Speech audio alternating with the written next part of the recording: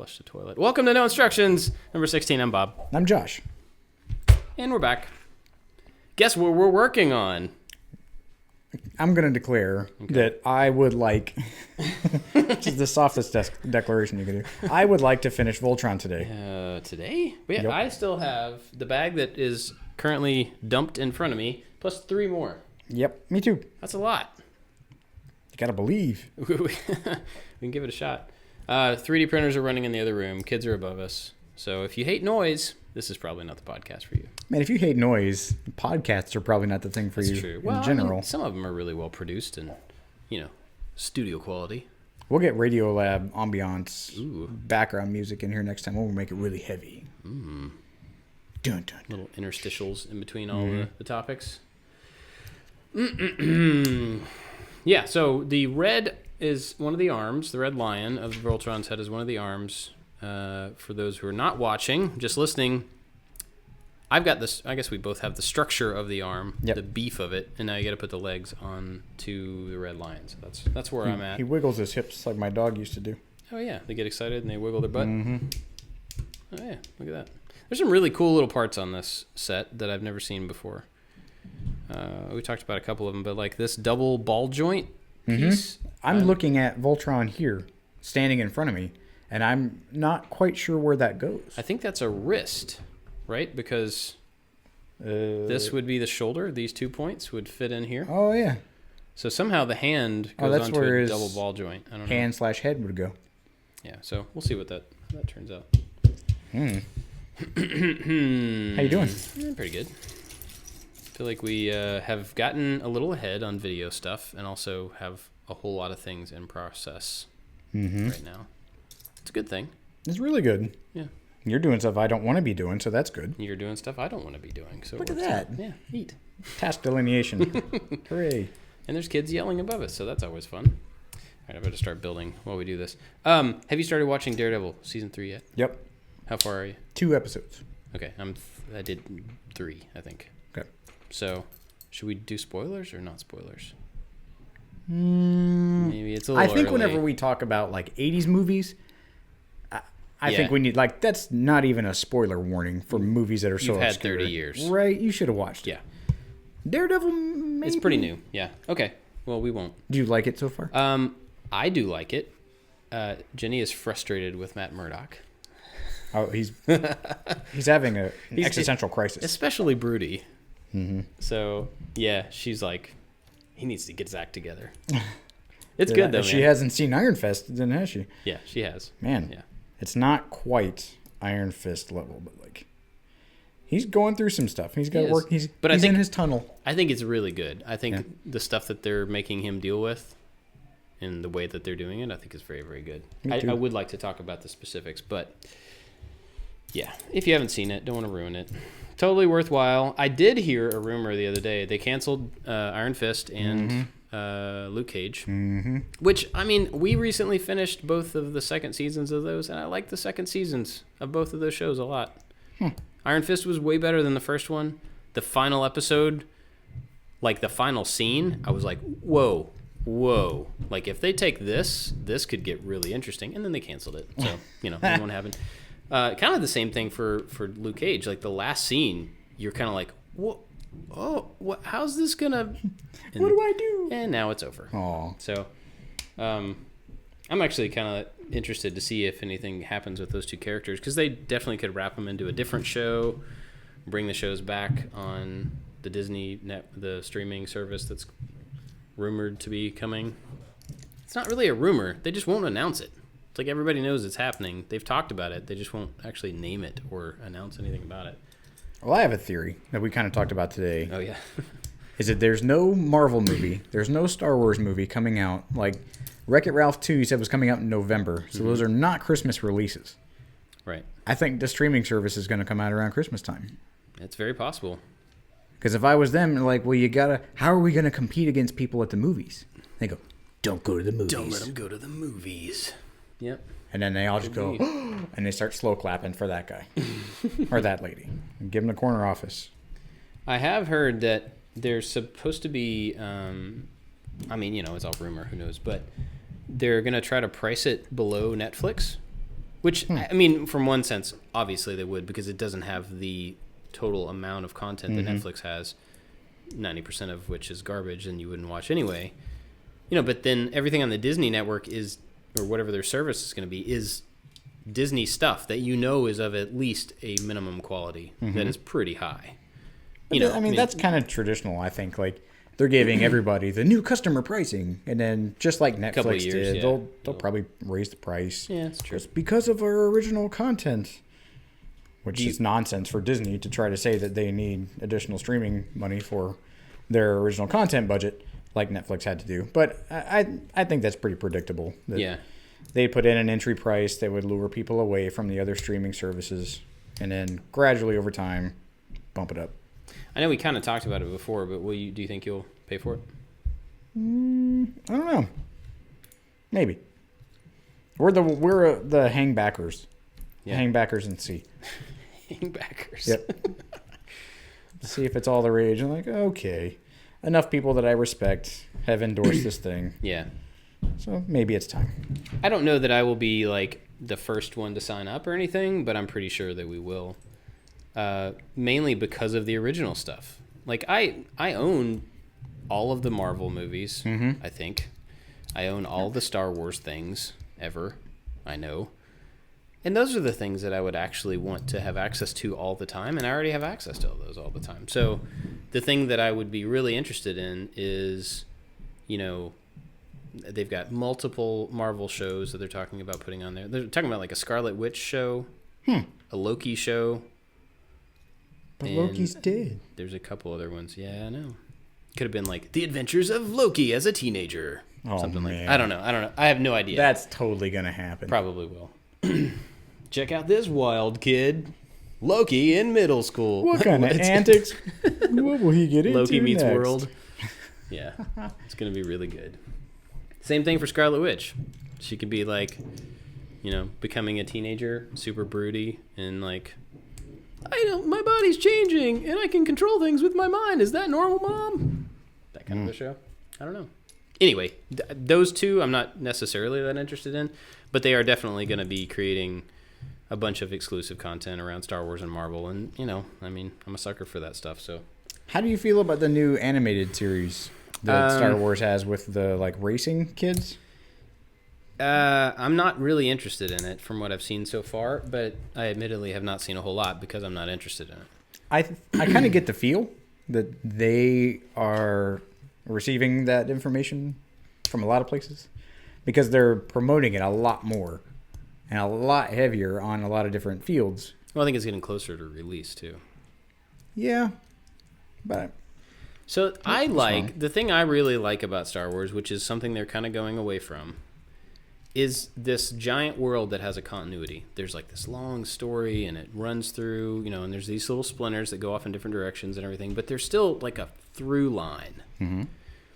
And I don't know much about the show, but it looks like a side mission fully unrelated to everything else. And maybe it's not. I don't know what the stories are going to be about or anything. But it just looks like a side mission of like teenage kids that like, hey, we're going to go race these pods or whatever. We got our driver's licenses. Yeah. Now, if it somehow ties into the actual resistance and becomes part of the bigger through line, then I could see how it would be interesting. When Rebels first came out, I wasn't interested in it. I saw it a couple episodes. I'm like, it looks kind of cool. It's got a Jedi in it. That's cool. Mm-hmm. That's about it. Like it was the Rogue One thing where it's like, well, I already know how this turns out. Yeah. But then when I watched all of Rebels, I didn't know how it turned out. I got to the end of it, I was like, they did a really good job of making I liked this. it. As much as I've seen of Rebels, I liked it. Yeah. I ended up liking it, but my initial reaction was like, I don't know why this needs to be here, And so I kind of feel the same way about Resistance. Is that what it's called? I don't know. I think that's what it's called. I feel the same way. I'm like, this looks like a teenager drama set in the Star Wars universe. Yeah. And that doesn't appeal to me. And honestly, they have the freedom to be able to create every type of show within that universe, and they're not all going to work for all people, and I guess that's perfectly fine, But I probably won't watch it if it's that thing that I think it's going to be. I think maybe they're testing the streaming waters with this for that kind of content. They're like, how do we Besides Rebels, if Rebels is over, how do we get, teens? Well, maybe make a show about them about teenagers and their angst. Yeah, everybody likes angst. Oh yeah, totally. Now the Mandalorian, I'm all over that. I don't care what it's about. It looks awesome. That one single picture. I mean, live action Star Wars show has been something that at least but a lot of people have wanted for a very, very long time. So the fact that it's happening in some way, kind of no matter what it's about, I'm just really interested to see how it works. So, but we are currently watching season 3 of Daredevil. We started Game of Thrones finally. Really? Yeah. First season? First season. That's all I've seen, so we can talk about it that much. And then we just started. Have you ever watched Elementary? Elementary? Red Lion. It's done. Is that part of done? Elementary. Elementary. It is. Is that the on CBS Sherlock Holmes show? The one with is it Lucy Liu? Lucy Liu is in it. I know of it. Dr. I didn't Watson. watch it. So I didn't have CBS. I knew that it was coming on. But... It's on Hulu. That's how we watch it. Oh, okay. I love Sherlock Holmes. Always have. Everything Sherlock Holmes. All the movies, the Sherlock show. I read all the books growing up, all the stories. Everything. I read Hounds of Baskerville. It was the only Sherlock Holmes book that I've read. You should go back and read them. They're good. And they're actually pretty quick. Most of them are relatively short. And I've got them all if you want. The audiobooks, you can find several audiobooks of people reading them, and they're a lot of fun too, because it's like different voices, and it's like an audio play. Anyway, it's a show that's been around for a long time, and it's set in modern day New York City. And so he's British. Oh, you broke the lion. Broken. But Lucy Liu is Dr. Watson, Joan Watson, instead of John Watson. Oh, that's clever. But they're really good together. And the guy that plays Sherlock is I can't think of his name. He was in Trainspotting. He was in Hackers. We should talk about Hackers sometimes. But he's just really good. He's got this character down. And anyway, we've been watching that show for a long time, and they just finished season 6, and we just started season 6 because it always comes a little late to so we started that last night. And it's just a good show. It has a lot to do with, obviously they solve a mystery pretty much every time. But there's a big through line through this entire thing about addiction, about drug addiction for him, which is a part of the original thing. But they lean really heavily on it and use it as it's his nemesis. He has these other people that are his opposite and his, I don't want to say equal, but like the people he's fighting against or whatever. But his drug addiction is the thing that he's really fighting against through all of these seasons. So it's good. Anyway, we're bouncing back and forth between those. Did you ever watch House? I saw it once or twice, and I could see how it would be really good, but I just never really followed with it. I really liked House. He had a drug thing too, right? Yeah. Yeah. And he was like a medical version of Benedict Cumberbatch's Sherlock Holmes. Really sassy, like doesn't care, super full of himself because he knows he's right, and then is rewarded when he is right, but has these vices that people just like, people kind of allow him to have because he's right. Yeah. Yeah, that's very much Sherlock. I wonder if they modeled him off of the Sherlock Holmes character and just kind of transplanted into a different. I don't know. I wouldn't doubt it. Huh. It does sound really similar. It's a really good show. He had his, well, they're all doctors, but he had a little friend who was the straight shooting guy who always tried to keep him in check. Little friend. Yeah, and was there to kind of help him, but he didn't really need his help. He just allowed him to figure things out on his own. So help is like a loose word. Oh, this into there. Snap, click, pop, crack. Oh, I did it. Yay. He's got an arm. Arms are good. Hey, that's how we make the arm articulate right there. What? Just wiggle. Just wiggle like Voltron's arm. Yep. Wiggle. Wiggle. All right, so I was going to ask you about Daredevil. We'll see. What else we got? I'm opening more Legos. I'm keeping it going. Oh, do it. I'm almost done with the same thing that you just finished. And then I will move on. We got some pros and cons. We got a bunch of them. Crawford sent me a bunch of them. You got some separately. We got some from the No Instructions Instagram page. Sweet. And if you're not following us over there, you should. Not that we post a whole lot, but we try to. And as we do more interesting models and sets and stuff, we'll be posting pictures of them. And if you'd rather see video of us building stuff and rarely looking at the camera, you can go to our YouTube channel for this show, No Instructions Podcast on YouTube, and subscribe. So you want to do you want to trade off some? Look at this. Ooh, that's fancy. I've seen this. I've seen that in clear. In clear. Yeah. I've never seen this in an opaque piece before. Interesting. See, people who are watching the YouTube channel. Look at that. Look at this. Oh, we're discovering together. Missing out. Okay. You wanna go back and forth with pros and cons? Yes. Okay. I think that's a wonderful idea. So these are all 80s themed. Mine are not. Mine are all over the place. Okay. Cool. Well. I think most of these are going to be pros. There's a couple cons for me, but McDonald's BLT burger. I've never had it. I've had very few things from McDonald's, to be honest with you. Okay. Never had it. A BLT burger? That makes no sense. It was a burger with bacon lettuce. That's a bacon cheese. That's a bacon cheeseburger without cheese. Yeah, but you can't call it that. All right. Have you had one? I think I did. Did it sweep the nation like the McRib? No. No. It didn't last very long either. Again, I don't know why the McRib sweeps the nation. Have you ever had a McRib? Yeah. What do you think? It's like a barbecue piece of rubbery sandwich with pickles on it. It's kind of like cheap hamburger meat wrapped in barbecue sauce. Yeah, it is. I think we actually had those in our lunchroom. It's very possible. Mm-hmm. I used to work in the mall when I was in college, and I was poor, and so I would eat, and there wasn't a lot to eat in this mall. But there Wait, you used to work in the mall when you were in college? Yeah. Man, we share so many occupations. Really? Yeah. Please continue. Anyway, I used to eat at McDonald's all the time, and I haven't since then. I didn't before then. I didn't either growing up. It was just like the thing that I could get there. I could get a double quarter pounder with cheese, no onions. That was and that is a lot of meat right there. It was good. I've had a Royale cheese. It's delicious. Really? Yeah, the McDonald's in Europe the quality of food is way different than the McDonald's in the States. Yep. You could get like a side salad, but like a legit side salad with like stuff on it and like a vinaigrette, and it was cleaner. And I really went for the Royale with cheese. But there so you could say that you had it? Mm-hmm. Just to compare. Yeah. And I think I probably had a Royale with cheese before I had a double quarter pounder, because I didn't really know any better.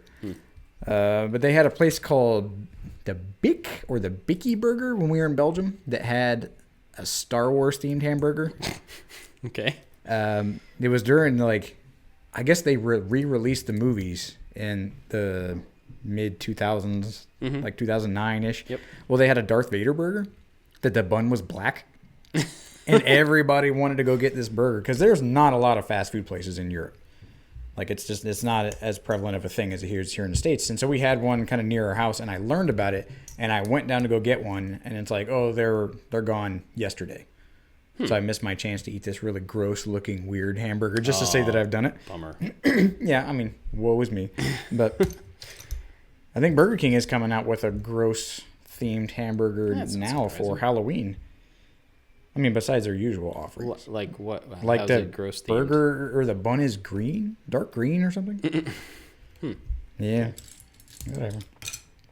Okay. So, I used to work in the mall when I was in college. Okay. And my go-to was Panera. Because I worked in a smoothie shack in the mall. And the guy who ran Panera really liked smoothie. And so he would bring over all the bagels, little day-old bagels. And they would chop them up into bites, like smaller little chunks. So we could just eat them on the go, and we didn't have to stop what we were doing. You wolf down a little, not a bagel bite, trademark, but a little chunk of bagel. A bagel nibble. Yeah, and that was the first time I had ever had Panera. I did this wrong. Those don't go in there. Okay. Yeah, I worked in college at American Eagle, and then at the Gap. Ooh. Or maybe it was the other direction. I think it was the other direction. But yeah, both of those things. And then I didn't work at the mall anymore. What was your first high school job? We shared the first high school job. I worked in a snow cone shed. I don't know if that was my first one. Oh, I thought you said that was your first job. Yeah, it may have been. My first job was my sophomore year. I worked in a snow cone shop. There was a pull beside kind of food truck before there were food trucks kind of trailer that was set up in this one spot in town. And it was awesome. It was Florida, and it was super hot, and it was a little air-conditioned shed full of ice, and my friends got to come hang out, and I got to keep 50% of everything I made for the day. Really? Yeah. And at the time, being in the 10th grade, like, I'd walk out with like $100 a day. Huh. It was insane. Wow. And I just then, got paid hourly. Yeah. Well, my friend's parents owned it. Like, they bought it as like a kind of retirement investment. And we worked like opposing shifts. But yeah, it was great. I made a decent bit of money. And then kind of blew it all on stupid stuff because I didn't know how to manage money. You were in high school. Yep. I worked in one. I don't know what my first job was. I worked for my dad during the summers, like entering dental records into a computer. Oh, boy. Wow, that was super fun. It was actually kind of nice because I got to go down into the basement of his office and be by myself and listen to music and then just like do that for a little while. So that was fun. But I think I did the snow cone thing.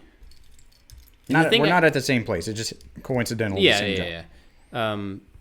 The thing that really sticks out to me about the snow cone, two things. One, I got to try every combination. I'm sure you did the same thing. Yep. And black cherry and vanilla was my favorite combo. Still is. Like, I still get that. It's just really good. Second thing was, I was in that shed listening to the radio when they announced that Kurt Cobain died. Aw. And I remember I was serving people, and I heard it in the background, and I just kind of like froze. And it had a real impact on me.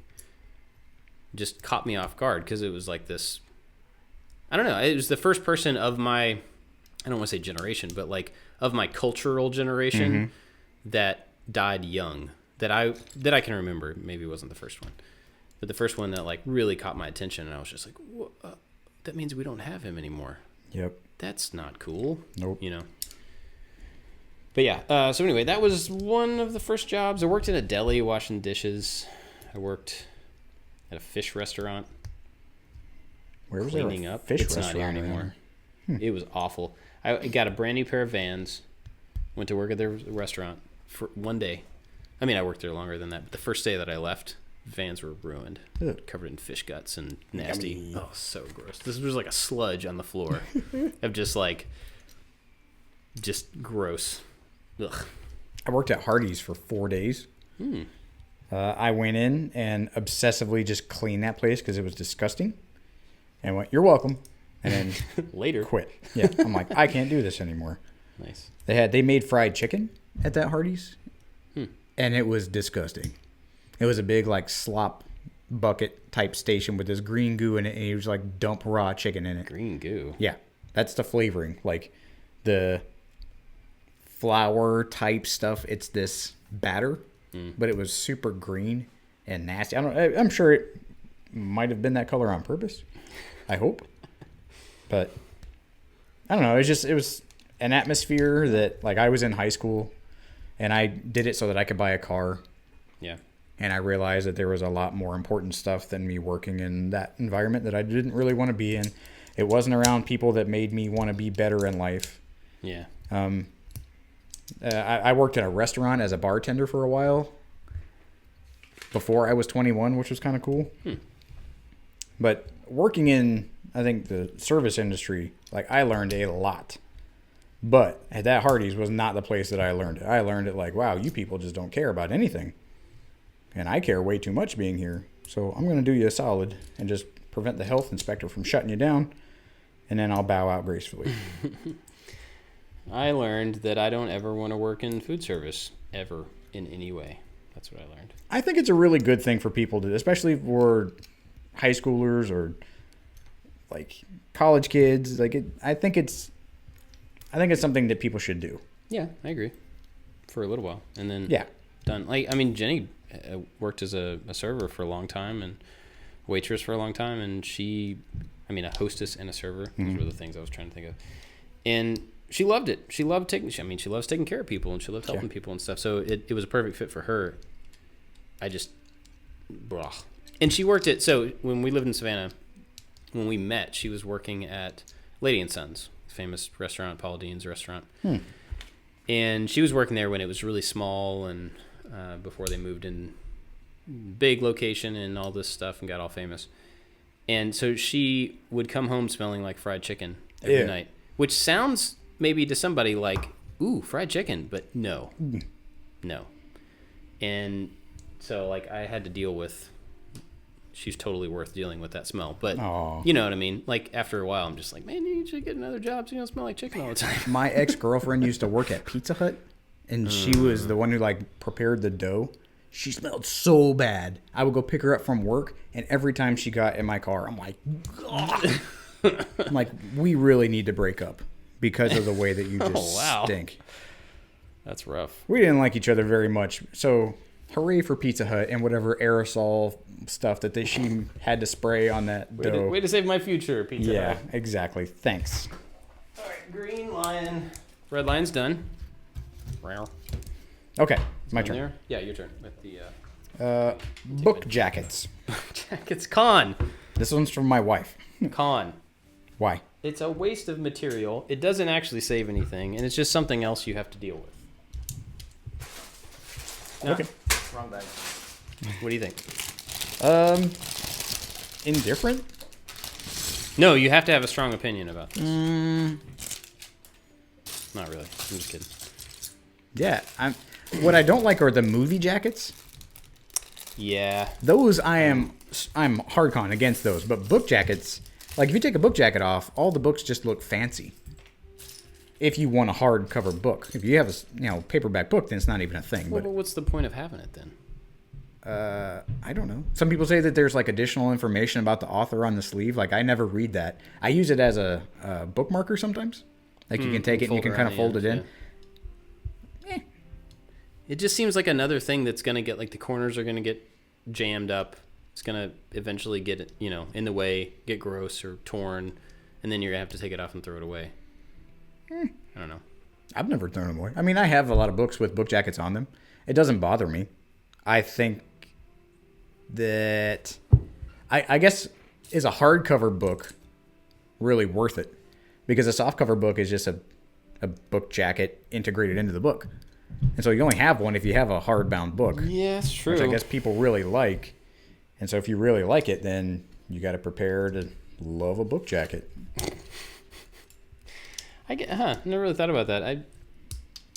Do you have a preference between hardcover and softcover books? Nope. I roll the pages. Ooh, here, if you're reading a softcover book, which I don't know how long time ago or when's the last time you actually read like a book and not an audio book, which is the way of the now.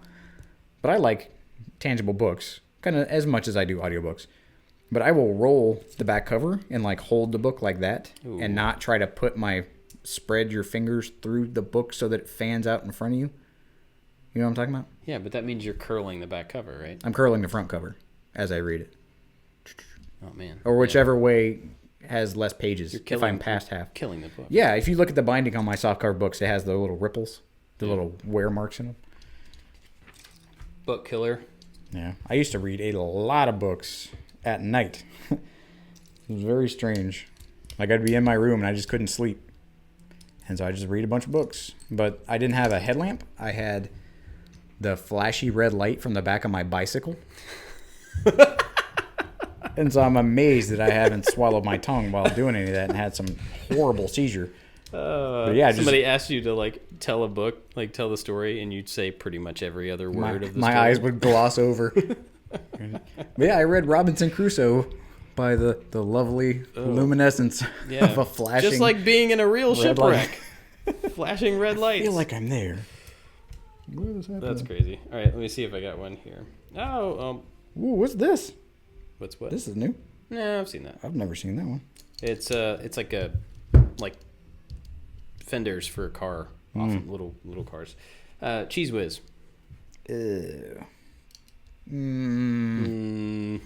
There's a con. I'm gonna say con. Okay. I have eaten Cheese Whiz before, but after listening to, do you know Mitch Hedberg? Do you know of Mitch Hedberg? No. He has a bit about Cheese Whiz. About how it has no integrity as a product and it really should be glow in the dark, so you can see how much Cheese Whiz you're putting on. Or that's Easy Cheese, like the string cheese. Is that the same thing? Yeah, I think Cheese it's the same Whiz? thing. I think so. Okay. Yeah, no, I don't want to eat that. I mean, I gotta say that I know it's unhealthy. I don't know, it's still kind of good. I haven't had it in probably 20 years, so I can't really say that, but I don't remember it being like, oh, this is disgusting. It's like, this is probably bad. But, yeah, that kind of thing. It's like Oreos. I mean, Oreos are awesome. But when you eat it, that's not like an actual cookie. The stuff in the middle is like some mushy white puff, something that's not from nature. Sure do. You know what I mean? It's still good, though. I will eat the garbage out of them. I love Oreos. We used to after we run the race, can we just eat like a whole bunch of Oreos? Heck yeah. You want to split a box, a whole package? Yeah. Let's do it. Chocolate milk? Chocolate milk and half a package of Oreos. All right. I got real excited about the race now. We can make that happen. The race. Yeah, by the way, the race is this weekend. It'll be before this episode comes out. I think. We're doing a half marathon. Josh is first. Are you excited about it? Yes. I am a little nervous. Really? Yeah. What are you nervous about?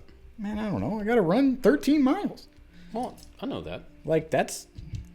I mean, are you nervous about not being able to do it? Or no, I'm prepared. Time, or like, I have no time goal in mind.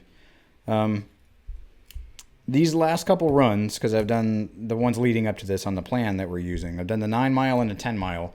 And the 9 mile, like, my knee started hurting for the first time. And then the 10 mile, it kind of did, but not as bad. And so I think that's what I'm worried about. Up to that point, I'm like, yep, we're on board. Let's do this. This is happening. And then when my knee started hurting while I was running, it worried me that I'm going to get into the half marathon, the thing we've been preparing for. And like, it hurts really bad where I'm going to like hobble, because I will not hobble. Like, there's the pride part in me that like I would just keep going. Yeah. And I don't want to have to just keep going. I want to enjoy it as much as somebody can enjoy running 13 miles. But that's, I think, what I'm a little trepidatious about, is I don't want to hate it. Well, one of the things that is interesting, I mean, you go into it expecting, like for your first race, you're going to go into it expecting like the gun's going to go off or the siren or whatever, and everybody's going to take off running, and they're all going to be super runners, and they're all going to go, and then it's going to be me like, here we go, a little slow behind everybody else. But the fact of the matter is, most of the people there, and this is not a dig towards anybody, it's just like the reality, most of the people there are out of shape. A lot of them are overweight, and they're doing something to try to get out of those situations. Those right? are my people. So those are the people that are there feeling the exact same way all of us feel on the first race. Like, I'm going to be the slowest person in this entire group of 500 people or whatever. But you'll see like a huge spectrum of people. There will be those people who shoot off right at the beginning and they're gone and you never see them again. And then there'll be, people behind you that don't even start moving until you're like a half mile down the road. And there'll be people walking throughout the middle of it. There'll be people stopped on the side who just kind of gave up or taking a break, or, it's so even though it feels like that pride may get you and you're like, I'm going to push through this pain even if I can't walk for a week. I mean, when you see the people around you that like everybody's in a different spot, yeah, it may be a little bit easier to be like, either I can do this, or for my own best interest, I should probably like rest or hobble or slow down or whatever the thing is. Well, or it may be awesome and you'll be like, I can totally do this, and you just rock it, Well, the first and only like non-mandatory run that I've done was a 5K down in Florida, and I was really surprised at just the structure of it. Because in the Army, it's everybody has to go run, and you go run that way for a long time. Or every 6 months, you had to do like a physical readiness test, and you run 2 miles. And so, but you're by yourself. But every quarter, you had to run with like a group of some 100 other people. We've talked about this before. But when I got out of the Army, and I did just like it was the reindeer something another 5K, and I didn't know what to do. Like, there's protocol, and there's a whole energy and like a community like with the runners, and I'm like, my name is Josh, and I'm here to run. I paid you some money, and they're like, oh, here's your bib, and here's your marker. I'm like, my what? And it's a little puck looking thingy that you put on your shoe. Have you done that before? Oh yeah. Yeah, that's new. Yeah. And it was the same thing. Everybody kind of started up, and people start going, and I just start going, and then I think the thing I enjoyed the most about it was the gamut of people that were around me. There's this, I remember this one lady, she was running, but she had her hands up in front of her. Like, she was holding a ball in front of her face, and she wouldn't let go of this imaginary ball. So as she's running, like normally you would swing your hands, maybe from your pockets towards your ears. I don't know, but she just had her hands straight up, bouncing along like she was holding a big ball. And I was the whole time. I probably spent a quarter to at least a good mile looking at this lady, going, "How was she doing that?" And then people's like little buzzers like little buzzers would go off, or people would be doing like fartlek runs where they would run and then a little buzzer would go off and then they would walk. And I'm like, why are you doing this here? Like, this seems like, I guess, okay, to me, this doesn't seem like practice. This seems like the event. Right. And so there's this thing that I'm building up in my mind that I've prepared for this thing. Like, I'm going to go in front of the judges and I hope I don't forget the lyrics kind of thing. Like, but it's not. We're just running. Right, pretty much, yeah. And so I'm probably building this, rightly so, I'm building this up in my head as something that it doesn't need to be because I want to do a good job because I've prepared for this. And I'm sure, and I absolutely know, like, once we start, that whole thing is going to melt away. I'm just going to be really focused listening to podcasts and watching people run silly. And they'll be watching me run silly. Mm-hmm. Actually, honestly, people probably won't be paying any attention to you at all, and you probably won't really pay attention to them either. Because at first you'll be like, this feels great. I'm like, finally doing it, whatever, and you're focusing on the fact that you're enjoying it and having a good time, and then eventually it'll get a little harder, and then you'll be focusing on that, and you probably won't really pay that much attention to the people around you.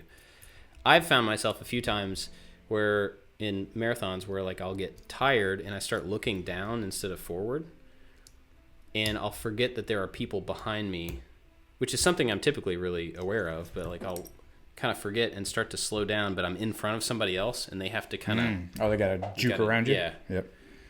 And so that's one thing you may want to be aware of, just that you're going to get focused, but don't let it make you ignore the people around you or whatever, because that can happen pretty easily. Yeah. Also, if I can give you a piece of advice. Please do. Oh man, I put the thing on wrong. If even if you expect to go, I don't know how to say this in the backwards way, but don't start too fast. Oh no, yeah. Because even though you know that, there's still a certain energy and a certain excitement at the beginning, and you're gonna be like, man, I feel good, dude. It's the best weather out here. Let's just do it, and then you take off.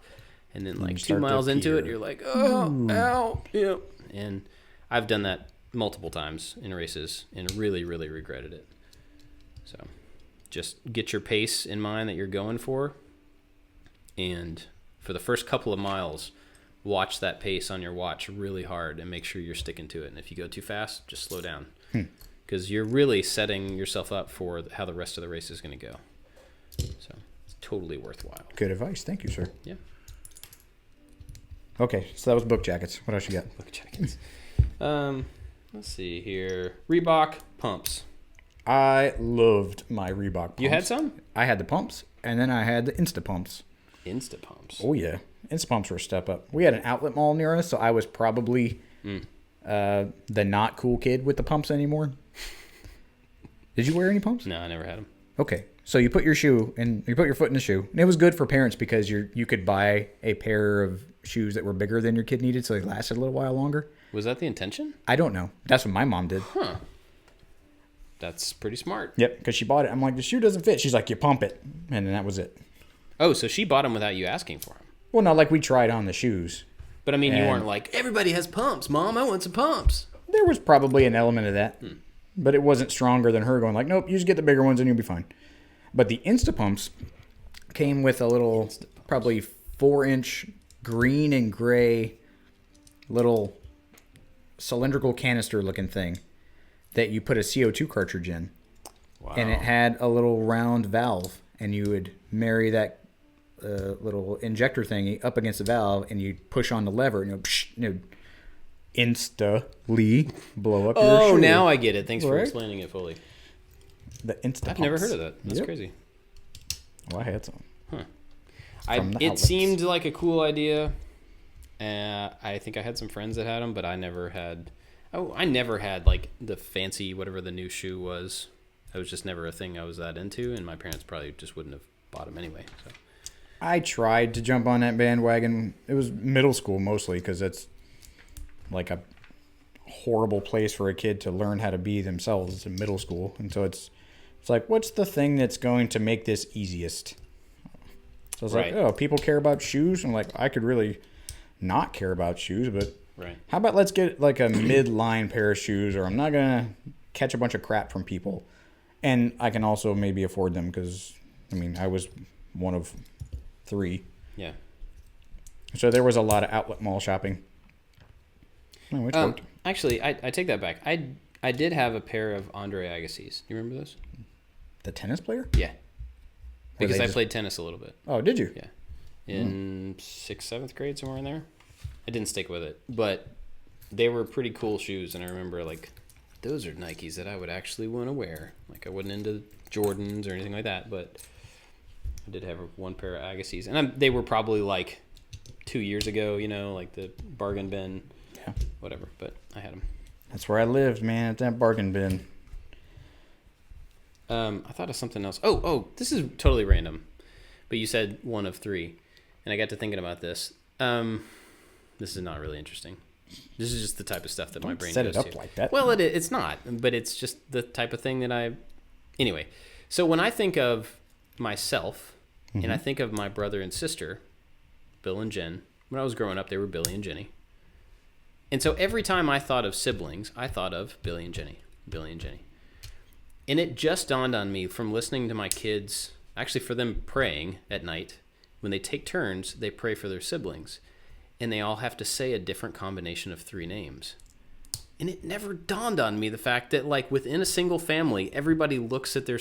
I told you this isn't interesting. Everybody looks at their siblings from their own perspective, obviously. But, like, when you say the names of your siblings... I don't know. It's just, I don't even know how to say it, but it just feels like all of the kids in this family are blank, blank, blank, and blank. But from each one of those people, it's blank, blank, blank. It's a different combination that when they talk about their siblings, they have to talk about the thing. We have 4 kids, so it just is very obvious to me when I hear them all say their siblings' names. Do you feel like they're missing someone whenever they say it? It's just weird. Yeah. They each have their own rhythm to how they talk about their family. And I thought that was kind of interesting. And I wonder if the way that if they pray for their brothers and sisters at night, like when they're older and they go like, yeah, I have my brother, I have my brother and sister, da da da da da, and they do it in the same kind of cadence like that they did now. Yeah, I don't know. I don't know if I've ever said my brother and sister's name like that to people. My older brother's name is Jeremy, and my younger sister's name is Sarah. But like if you were talking to your parents and you were talking about your siblings, how would you say it? Jeremy and Sarah? Yeah. So like you have But it's weird because there's a big age difference. I say big, but like my sister's 7 years younger than me and my brother's 3 years older. And so they have a 10-year split. Right. And so when I was old enough to really like think of them as people and not just little kids, like my sister's a little kid, like my brother was already probably out of the house. And so I've never really had to think of them or address them in the same light, I guess, unless they're coming over for like Thanksgiving. Yeah, right. Well, that's interesting. It is. I told you my thing wasn't that interesting, but that's just... It was not bad. Okay, I got one. This is from... where'd it go? You do a really good job of saying people's names, saying people's internet names. I'm less good at this. So this is Tommy Billamoria. Tommy.Billamoria. Okay. On Instagram. Okay. He gave a couple, so I'm just going to pick one because there's more. Black Friday. It's coming up somewhat soon. Ooh. How do you feel about Black Friday? Do we need to explain Black Friday to those non-American people? I don't think so. I think that's Listeners? I think it's pretty obvious what that is. Okay. I mean, I guess we can. It's not a day where like Americans revolted and killed a bunch of people because that's usually how those kind of days sound like. Well, I mean, it's probably not that far from the truth. I think it's like I don't know. I don't know about if it's a pro or a con. I think both, maybe. Do you look forward to Black Friday, the big sales day after Thanksgiving? No. Do you go wait in line? So the problem with Black Friday, not the problem. One of the problems, one of the things that makes Black Friday not useful to me is that I don't like to buy people, I do this, but I don't like to buy people gifts for the sake of getting them a gift. I want to buy you a gift that I know that you will appreciate, that you will like. Mm-hmm. So if you're hinging your gift buying on a deal, that doesn't always, but often means I'm going to go to this place where stuff is on sale. I'm going to find something on sale that works for this person. So the least, path of least resistance thing that might be a gift for so-and-so. And so it becomes less useful for me in that way. I mean, you can still probably find some stuff that would work, but I don't know. It's just like, that doesn't seem like an efficient or a authentic way to buy a gift for somebody. So you're just hoping that happenstance, that something that you are already wanting to get for somebody is also on sale. Yeah, and that seems like a long shot. Probably. But I don't know. What do you think? I don't like it. I don't like getting up early. I certainly would not actually do it. I hate waiting in line. Like, I don't often use that word, but I hate waiting in line. I feel like I'm wasting my life. So to wait in line for another bag, like some just piece of stuff, that in my head I know I'm being tricked. Like, that's me in shopping. I know I'm being tricked by an ad agency and a marketing company. Mm-hmm. And at certain points, I'm okay with it. If I need a new pair of jeans, if I know I have to go buy something, I'm going to be bombarded and I'm going to fall prey and I'm going to be a statistic, and I get that.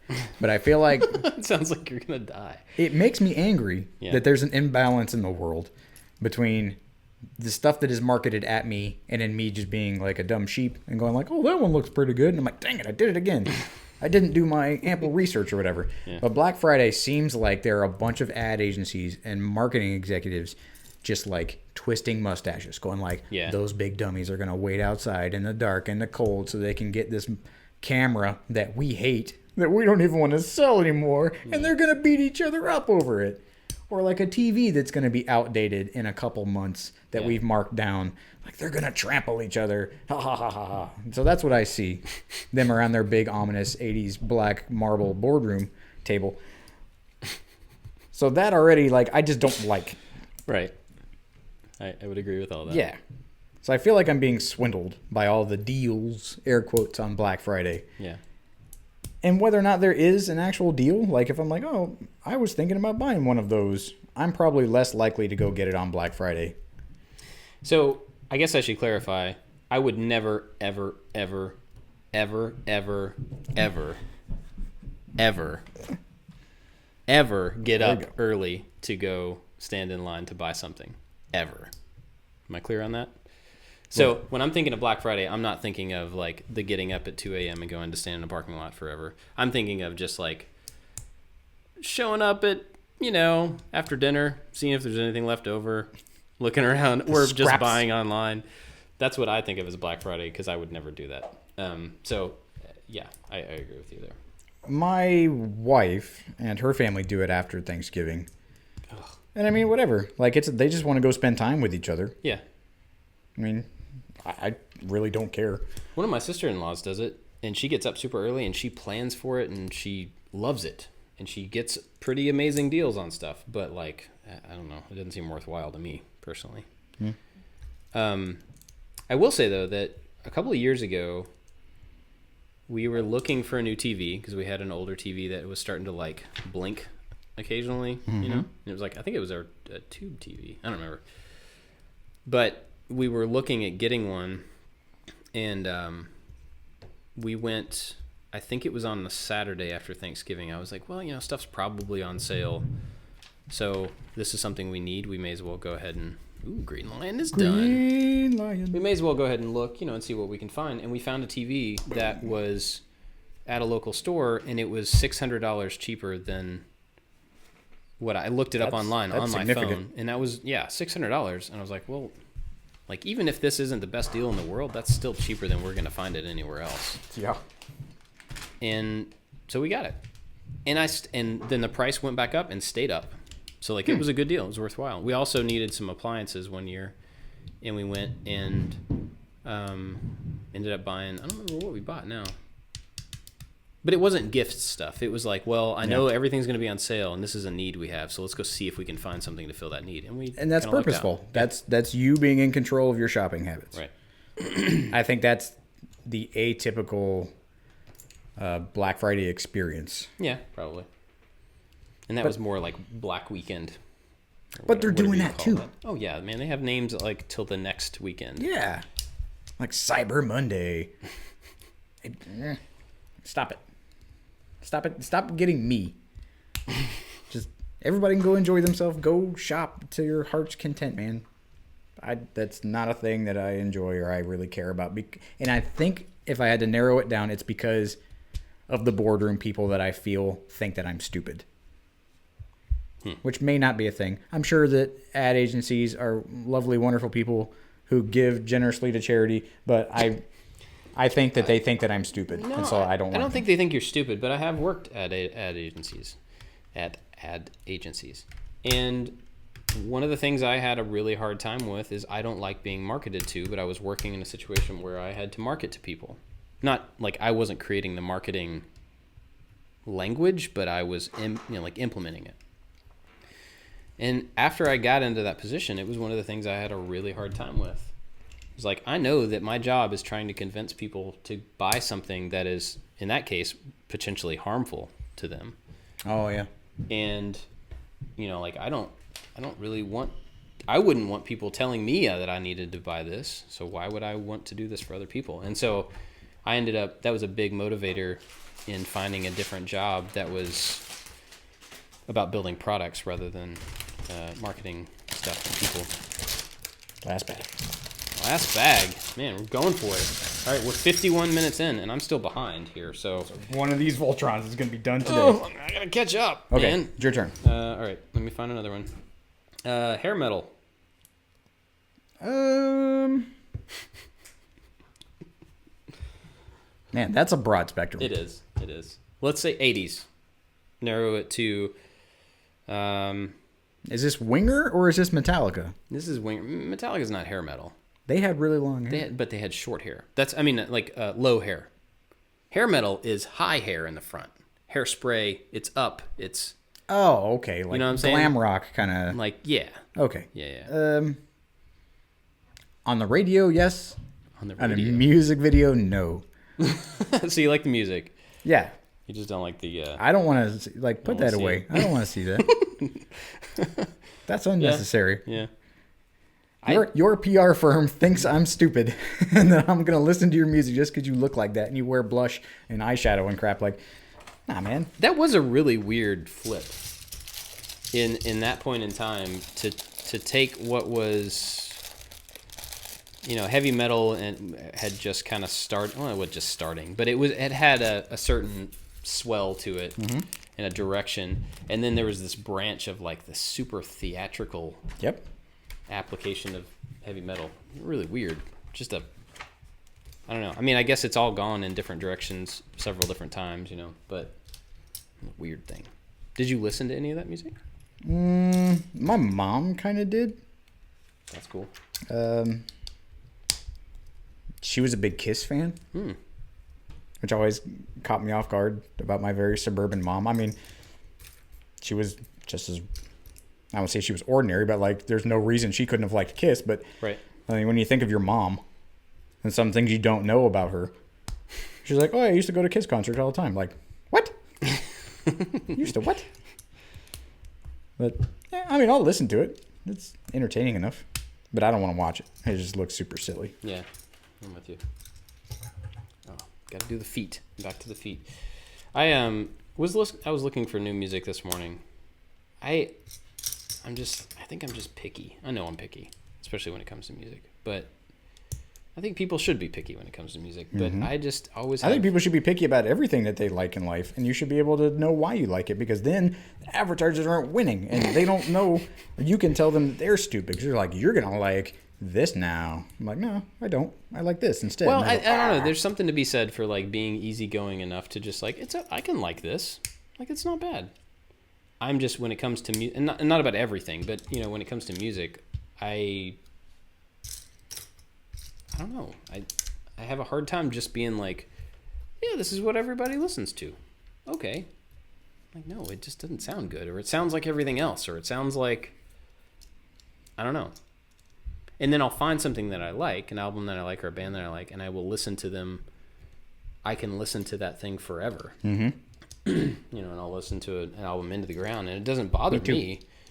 But I know that I'll get stuck on kind of that thing, and I'll probably miss out on other stuff that I would like just because I'm not like letting pop culture or letting whatever current music just go all the time. So I probably do miss out. But anyway, this morning I tried to look on Amazon to like in the recommended, like that kind of makes sense that some algorithm would try to recommend music to me based on what I've listened to in the past. That seems like a good idea. But everything that they recommended was just garbage. Just like all sounds the same and boring and ugh. Siri, you don't know me at all. Yeah. Anyway. All right. So if anybody has any new good music suggestions that I would like, let me clarify that. Let me know. Is it my turn? Your turn. Nope. You did hear bands. This is the Green Line. Ben W. Martins. Ben Martins. Ben Martins. Okay. On Instagram. Mm-hmm. Says allowances for kids. Ooh. So we started. Our kids are 5, 8, 9, and 11. And about 3 or 4 months ago, we started doing kind of allowances.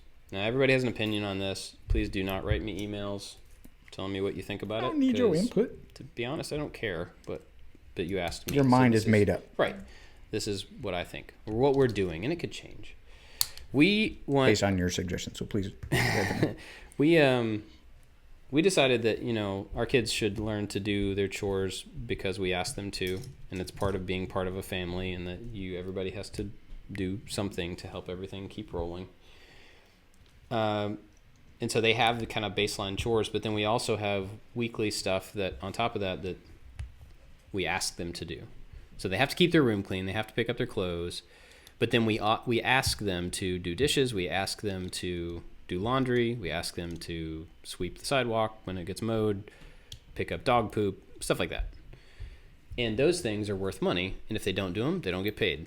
If they don't do them with a happy heart, they don't get paid. Very important distinction. If they do them and don't complain about it and don't backtalk, then they get paid. And it's a fixed amount. They know exactly what their potential earning is, minimum potential earning is every week.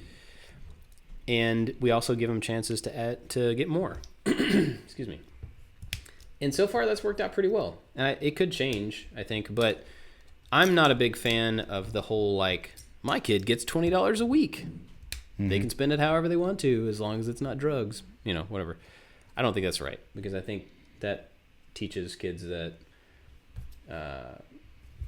there's no incentive for them to follow directions or be kind or be studious or be aware of their spending or any of that stuff if they're just given money to spend every week. I feel like there's got to be something that on the other side of that, personally. What about you? I completely agree. We have a job opportunities jar, and it's filled with stuff that my wife and I don't like doing. And the kids know where it is. It's a fixture in our house. We have the same thing. So like there are things that you have to do because you are a member of society and because I'm raising you to be an adult. So you need to put your clothes away. You need to do all these things that you're eventually going to have to do on your own because no one's going to do them for you. So those things like you just do. And then there's the other stuff. There's like emptying the dishwasher or cleaning up dog poop, like you said, or cleaning the fan or doing windows or whatever the little things are. And it's a jar. And at any time, or if I go, hey man, who wants to unload this dishwasher? I put out like an all call for open contractors. It's RPF time. Yeah. And so when my kids, especially when my 8-year-old asks me for money, if we're doing something or if we're going to the store and he wants me to buy him something, I go, no, man, that's you money. That's not me money. I have to provide for you. Like, you need food when it's food time. You need clothes. You need shelter. You need basic amenities. Like those things, I'll provide you because I'm your father and I love you. But the other stuff, like, that's just stuff. And that's you money. And so his opportunity to earn you money, and I mean, he hasn't tried to buy drugs, That you know of. That I know of. But man, you do whatever you want to with your money. I may think it's dumb, but whatever. It's not my money, and you'll learn that in time. Make your mistakes now. But if he doesn't have money to spend, then he doesn't get that thing. And then I tell him, like, well, how could you have money right now? If I did jobs. I go, yeah, man, there's a jar. I tell him, like, there's a jar full of money sitting on the counter. It's yours if you want it. And then he kind of lights up, and then he remembers. He's like, yeah, but then I have to do work. I'm like, yep. Bing, bing, bing. And now you're a member of society with just that little piece of knowledge. Yep. But like, we'll go to the coffee shop on Saturdays and spend just some he and I time. And he just assumes that I'm going to buy him like a muffin or a whatever. I'm like, no, man, I didn't have any money right now. So if you want something, then go up there and order it. He's like, but you're not going to buy it for me? I'm like, you've already eaten. I've provided you food. That's extra. That's a nicety. So that's you money. And then when I put it in that context, the next time we came and he actually had money to spend, he stopped and he was like, but I don't want to spend my money on that thing because it's just going to be gone really quick. Yep. And then it's also one of those ding, ding, ding, ding, ding kind of moments. Like, yep, you're getting it. Bag 16. And then one day he came up to me and he was like, Dad, he's like, I'm so frustrated. He's like, how do people save money? He's like, there's so many things that I want and I don't have enough money for all the things that I want. He's like, I just have to keep doing jobs, but the jobs, it's just, there's a lot of jobs. And I'm like, and I comfort him and I pat his little head. Suck it up, little fella. And I'm like, buddy, that's the most grown-up thing that you've ever said. I'm like, because every single person that you know or has lived in life has had to face this problem unless they were born into some royalty. Like, yeah. Yep, you're getting it. And so now they accumulate money. Every Saturday is payday. Mm-hmm. So if they have stuff, they get paid on Saturday. It's not like it's Wednesday or whatever. Like, but I spent all my money now. I know that you owe me this amount of money. Can I get paid? Like, no, you got to wait till payday. Yep. Yeah, we do the same thing. And he doesn't particularly enjoy that. Unless we forget, and then it's like a few days later, which happens. Yeah, that does happen. But no, I'm not all for allowances. There are things that you need to do because I'm teaching you how to operate and live and be an upstanding citizen or just a functioning member of society is, I think, the goal. Mm-hmm. And then there's the extras. And I allow you the opportunity to dig into those extras as much as you want to. And there's a couple extra things, too, that I think are really can be useful. Like you were talking about not buying him, a sweet at a store or something. I think when you kind of set the precedent for I'm not always going to buy you what you want in a food situation or whatever, it gives you the opportunity to sometimes treat them.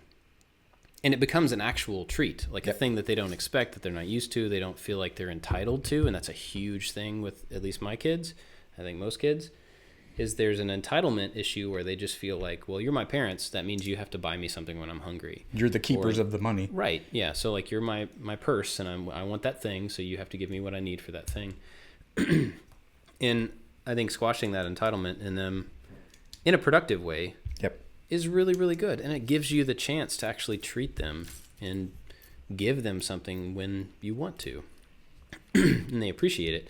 We also do, excuse me, this is different for everybody, but we encourage them to take out 10% of the money that they get every week, and we help them calculate that, and they put it into a giving bag. And so we give that at our church, but you could give it in anything, or you could put it in savings. We actually used to have a spending bag, a savings bag, and a giving bag. And we would encourage them to take out 10% and put it in savings and giving. And then to help them, to remember that not everything you get you should just spend all the time, but to set something aside and be willing to give up something that you've earned for the betterment of somebody else. And that's a struggle. Like that's a legit hard thing for them to understand. That's a heart issue. It really is. But again, I think it sets a precedent for them to just not feel like everything that they gain is like mine. I can spend it how I want. Like, you have to, well, you don't have to. You should be able to help take care of other people. And you should be able to plan for your future a little bit. So those are just some little things that we're trying to do. And it doesn't always work. And Sometimes they forget, or sometimes they dip into their savings bag when they don't have enough. But that's why it's there, honestly. So that's kind of a good example. Well, the perfect example right now is that Deacon wants this Nintendo Switch game. And I'm trying to explain to him, I'm like, buddy, those Switch games are expensive. And he doesn't get it. He doesn't understand what $60 is. Like, I bought a Switch and I had a game. So the amount of sacrifice that he would have to make for the reward that he would get is really nothing right now. Mm-hmm. Until he has dollar bills in his hand, and then he has to give up that stuff for a pack of Pokemon cards that 80% of the cards in that pack he already has, and he gets mad. I'm like, well, was that a wise purchase? Yep. That's been cool to watch my oldest figure that out. Yeah. That particular thing. And it's the thing. He's like, well, I don't want to spend my money on something that's a waste. I'm like, well, you have to define what a waste is. And I have to. Every time you ask me for something that I think is dumb or that I think you should be responsible for, I ask myself that, is this a waste of my time or my money or your time or your diet or your whatever? Like, not that it's depriving people of fun, but it's trying to show him or show all the kids that stuff just doesn't appear in the house. Mm-hmm. Or like when Dad goes to work, like, do you know why I go to work? Like, you don't just get a house. It's things that they take for granted as a child of people that are financially stable. I'm like, I'll give you a perfect instance. Deacon the other day asked me if moms work.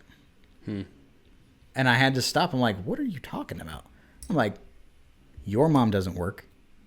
The Claggett's kid's mom doesn't work. Their friend's mom doesn't work. These moms are. I'm like, like, that's a thing that you don't understand. Like, both of my parents had to work their entire lives. Yeah. I was like, this is interesting. And I'm like, well, do you know why people have to work? And so then I explained, like, well, because we were in the RV, I was always around. And now that I come to work, they're like, oh, you got to go to work again? And I can't just, like, bark at them. Like, you like to have lights on in the house? And they don't understand that. Yeah. And so by doing the money situation this way, it teaches that what you should say is, I get to go play Legos today. I have to work. Bob, we're working. And I come home with sweat on my brow, and I rip my shirt a little bit. I go, man. Tough day at the office. Good grief, you guys. Sorry, I didn't mean to interrupt. I was just getting around. But it teaches that connection to doing something that you might not want to do, to the reward of getting something for doing it, and being able to weigh that, being able to honestly go, like, that is not worth that amount of money. Yeah. Or that is something I'm not willing to do for anything. Like, it's a teaching moment that they're responding to, which is rewarding. Yeah. I agree. It's tough, though. And I think we're going to, we as in my family are just going to continue to run into more of this, like, money entitlement and spending stuff, because I can see their interests shifting all the time. Like, they're interested in Pokemon, and then they're interested in Beyblade, and then they want, one of them wants another Switch, even though we have a Switch. I don't know why he wants his own, but he wants his own. Stuff like that. So I can just see that we're going to continue to have, like, well, okay, how do the principles apply in this situation, and how do they apply in this situation? Switch game is a perfect one because they are pretty expensive, and it takes a minute to save up for one of those. So that's Deacon's kind of thing he's infatuated with right now, besides Beyblades, I guess, which is just a permanence. But even Isaac's 4, and he does work, and he had enough money to go buy a Beyblade, and that kid was so happy. And he got to put the dollars in the little machine, and like slurp the dollar in the machine, and he laughed like uncontrollably. There was so much joy in his face. That's awesome. Just because of the dollar machine. All right, I'm not done with the sword yet. We got to keep going. We're an hour and 10 minutes. We're going super long on this one because gotta finish the sword. It's not gonna work. I did that wrong. Super Mario Brothers. Pro? Yeah, of course. I don't know how you couldn't be pro on that. Yeah, everybody should be pro. Could you imagine the situation where somebody was conned to, like, they just hated Mario Brothers? Yeah. Like, how would that happen?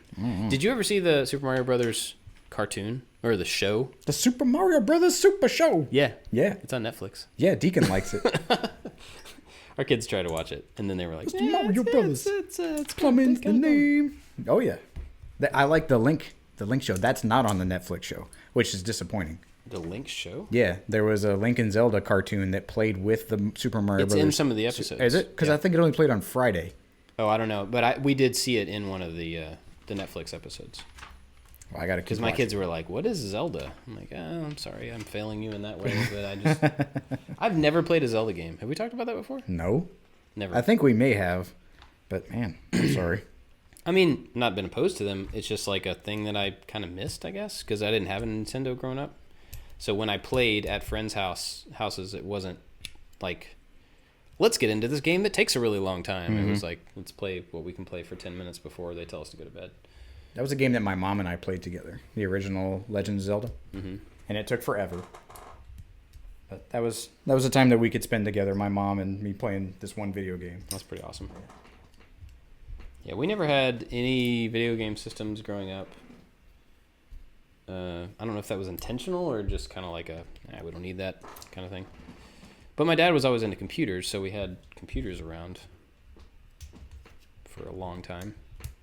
And I did play some video games on, like my brother had a TI computer, Texas Instruments, and he used to write games. And then when he was in like high school, that's awesome.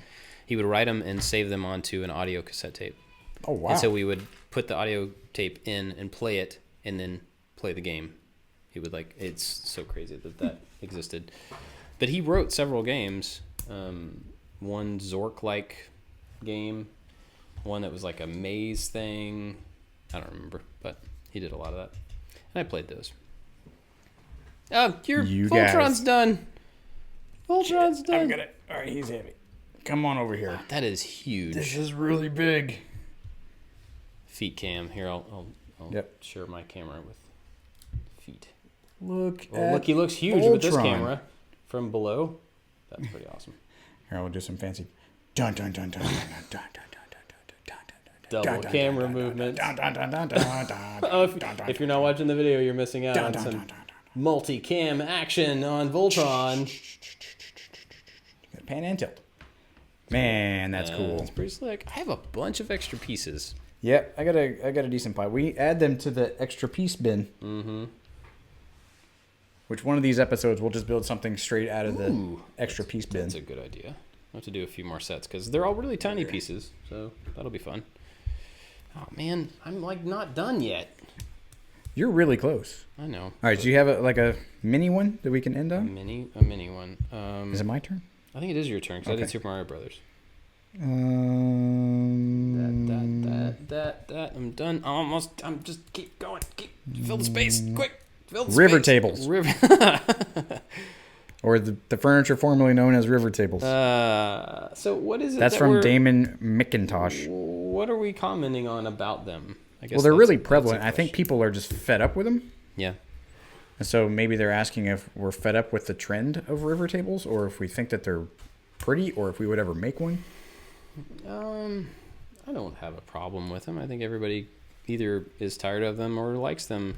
Go for it. I don't think I'll ever make one. I mean, I have kind of made one before. I did a table that was 2 pieces of wood with resin in between it, and it had LEDs underneath it, so it glowed. I did that several years ago. You made an ocean table. You went beyond the river. I did. That was intentional. Like, I'm going to take this to a different place. So I don't think I would ever go to the effort of making one because I think it's been explored pretty fully by a lot of people. But I don't have a problem with them either. What about you? I was asked to make one, so I may still have to. It's an order for a family member. Really the only orders that I do anymore. But I tried to tell her, table's expensive. Mm-hmm. The epoxy is expensive. The tint is expensive. I have a bunch of walnut, but it's not really curvy. So you can make it as expensive as you want. Yeah. But none of them are that iconic looking, has rounded or really jagged kind of edges to match a shoreline of a meandering river. Most of my stuff is rough cut, so it's kind of straight, but just kind of gnarly looking. Mm-hmm. So none of them are really conducive for making a river table like you would think. I would have to fake it and kind of carve it out. But which does lose some of the... Yeah. She's like, I don't care, I just want one. I'm like, it's crazy expensive. And after the Ecopoxy project that we did... that has not come out yet. So we've been working with epoxy for a certain thing, and it's troublesome. It's an all or nothing. Like, it really is. You get the kit and you hope that kit works. And if the kit doesn't work, then your whole project is scrapped. I have an extra piece. Where'd this go? That goes right there. Right there. I see. Gotcha. All right. Now I have another extra piece. Where'd that go? Oh, that one. I don't know. Bottom? Nope. Uh-oh. But I like the river tables. What about the trademark infringing? Like, you can't call it a river table anymore. There's woodworking drama, which is really weird. Yeah, that is weird. I think that's the wrong approach to something. A guy came up with an idea, debatably, and after multiple years after people have appropriated it and turned it into what they want, and, done their own versions of it, he decided to copyright it. And I just think that's, at that point, it's like too far gone. Now you just look like you're greedy, I think that was a bad choice. I think he could have come up with a way to get some better publicity around his original idea than starting to go after. What, you gotta flip that whole thing around? What? The silly little arms? This thing? The whole shoulder bell thing pops off and spins around. Like that? So where's They tuck. They tuck under? Okay. All the legs just randomly kind of fold up. I looked at the box. Yeah, I like that. Does it snap? Mine doesn't snap in. My Voltron's broken. There you go. Okay, almost done. I know this is like riveting. I don't know. I think the trademark issue. I think your work stands for itself, but going like you can't call it a river table anymore. A customer doesn't care. A customer wants the product. Yeah. And if they want an original this artist or original that artist, I think that may be important. But if they show it to someone in their house, they go, check out my beautiful river table. And all their friends go, nuh-uh. You can't call it that. No, that's not a river table. That's a Bobo river table. But it's beautiful, and it looks exactly the same, and it's gorgeous, and it is a wonderful piece of art in your house. And you go, nuh-uh. You can't. It's a ripoff. Yeah. But it's not. Every piece of wood is unique. Every little curve, every little... You can't step in the same river twice, Bob. Like... Okay. Oh, where do the tails go? Do they just stick up? I don't know. I think they fold over. Make some shoulder pads. They stand up and go, woo! All right. So Voltron party. Voltron. Where did... Oh, no! His entire arm fell off. How do the wings work? You could have moved the leg out of the way. Or, I don't... Yeah. No, you can't. No, that's... You got to move them up before you put the arms on. Probably. Oh, man. All right. This is fun. This is a blast. I really enjoyed. You guys don't know this about Mr. Claggett. He doesn't like to read instructions. If only there were an indicator that said that, like the title of this podcast. Oh, that's... Okay, there we go. There you go. He's got wings and a sword somehow. How do you put the sword in his hand? You got to take it apart, and there's like that center cylinder. This? Yeah, just remove the center cylinder, but keep the positive pegs on the other ends. Man, there's a lot of like taking apart. Your Voltron has his tail tucked between his legs. Well, don't be scared, Voltron. He's just got a tail. Well, why wouldn't he? He's supposed to be the defender of freedom. It would be awesome if he had 5 tails sticking out the back. I think that would be tails ideal. unite. All right, so this thing goes into here. Mm-hmm. All right, Voltron's done finally.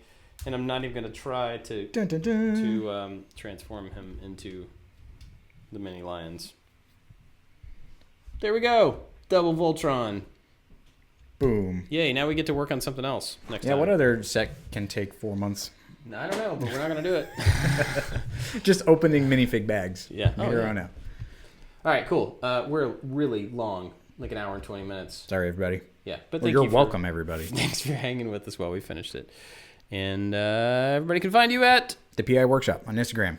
Both of us at I Like to Make Stuff. And also the No Instructions podcast Instagram page. We'll be posting some pictures of these Voltrons and stuff. And that's it.